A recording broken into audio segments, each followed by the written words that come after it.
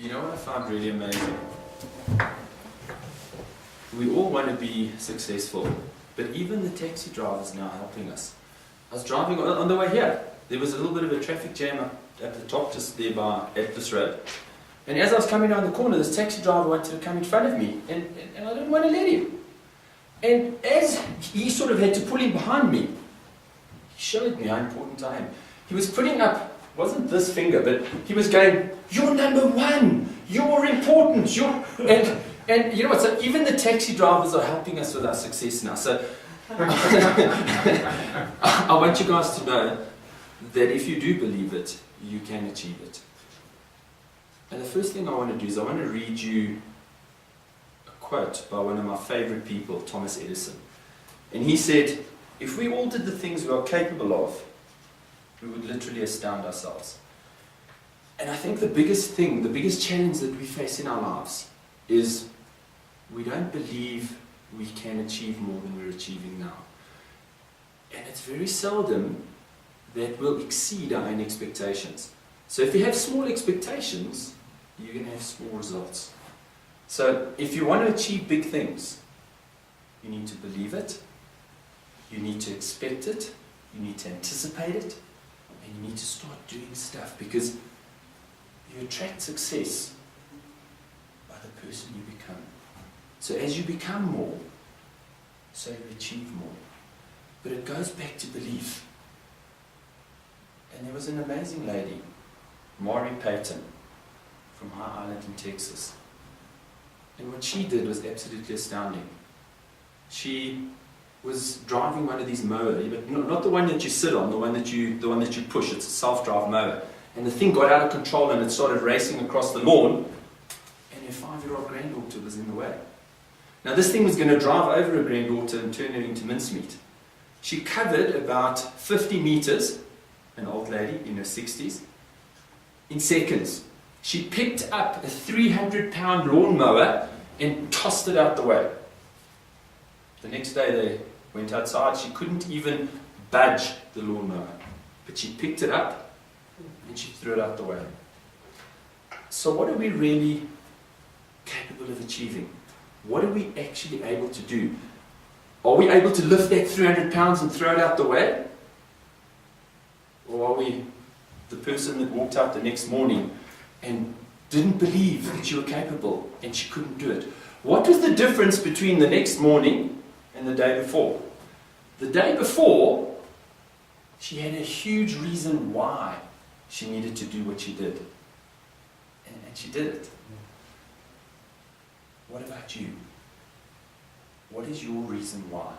Do you know why you want to be successful? Have you thought about it? Have you really looked at your life and gone, what do I want for my future?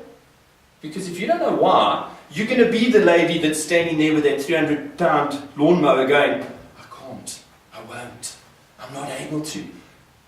But if you have a big reason why, if your granddaughter's in the pathway of that lawnmower, you're going to do it. You're going to make a plan. You're going to do what it takes to become successful. Another story that I'd like to tell you is Angela Cavello. Her son was working under a 1962 Chevrolet Impala. Now that is does anyone know how big a Chevrolet Impala is? I mean, that's a massive car. And the jack fell, and she heard him screaming under the car. 64 years of age. She ran outside, and she held that car off her son for about 5 minutes until the neighbors got there and put the jack back in place. Now the Olympic deadlift record for women is 502.6 pounds. This 64-year-old lady held 1,200 pounds off her child for 5 minutes. What are we capable of achieving? What are we able to do with our lives? Is it what we think is possible? Or is it what we believe is possible? So how are you going to change your belief from today, that when you wake up tomorrow morning, you don't believe that you can only achieve what you've got in your life? You begin to have huge expectations. You begin to have much bigger expectations about what's possible. And your world opens up to you and amazing things become possible. Do you know that 3% of the world's population controls 95% of the world's wealth? Now, I'm not saying it's all about money. I'm not saying success is money. But let me ask you this question. Who's the most successful man in the world? Bill Gates. Why do we think he's successful? Because he's got money. It's like saying, you know what? I don't care. People are going to judge me. I don't care. You know what I'm saying?